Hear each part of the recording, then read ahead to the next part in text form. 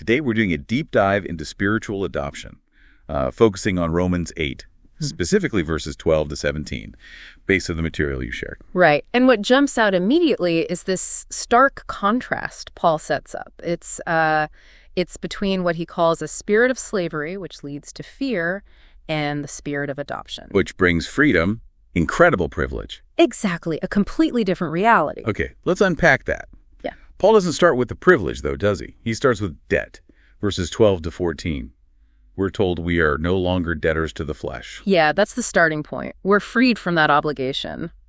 But freedom requires something from us. What do you mean? What does it require? Well, the sources point out that being not a debtor means the old way, the flesh, it doesn't have a legal hold anymore, but you have to act on that freedom. Paul says, live by the flesh, you die. But if by the Spirit you actively put to death the deeds of the body, then you live. So there's an action required, a choice we make. Absolutely. It's the mechanism for change. And if we make that choice, live by the Spirit, then we get called sons of God.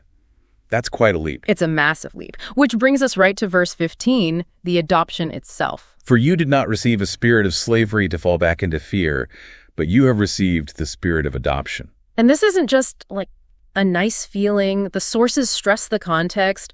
Roman adoption, it was serious legal business. How so? It meant a complete transfer. Old debts, old loyalties gone. You were fully legally part of the new family. Permanent. Wow. So this spirit of adoption is that kind of serious legal reality for us. Precisely. Not a temporary pass, but a permanent status change. No more fear of being cast out. And the way we express this new reality is, well, it's intimate. The text says it's the Spirit by whom we cry, Abba, Father. Yes. And the sources make a big deal about Abba. Paul's writing in Greek, but he keeps this Aramaic word. Why? What's the significance of Abba? It's incredibly intimate. Think dad or even daddy. It's the word a small child would use. It signals this direct, familiar, deeply personal access to God. Not formal, not distant. Not at all. It cuts right through that. It means fear, the slave's fear, is replaced by family intimacy. Okay, so if that fear is gone, replaced by this closeness, this family status, the privilege must be immense, the sources compare it to worldly success. They do. They ask you to think about, say, landing a huge job at a top tech company or getting into an elite university, that feeling of pride. So that sense of achievement, belonging. Right. But then they argue that being able to call the creator of everything Abba, that relationship, that status, it's infinitely greater, more glorious than any earthly badge of honor you could ever get. So the practical takeaway is this deconfidence. Your family, not an employee or a slave. Your standing isn't based on performance. Exactly. It replaces fear with confidence, with joy even. You belong. But then verse 17 adds another layer. We're children, yes, but then heirs of God and fellow heirs with Christ. What does being an heir involve, especially the fellow heirs with Christ part, given his suffering? That's a crucial point. The Spirit confirms our status. We are children. And being an heir means we get the full inheritance.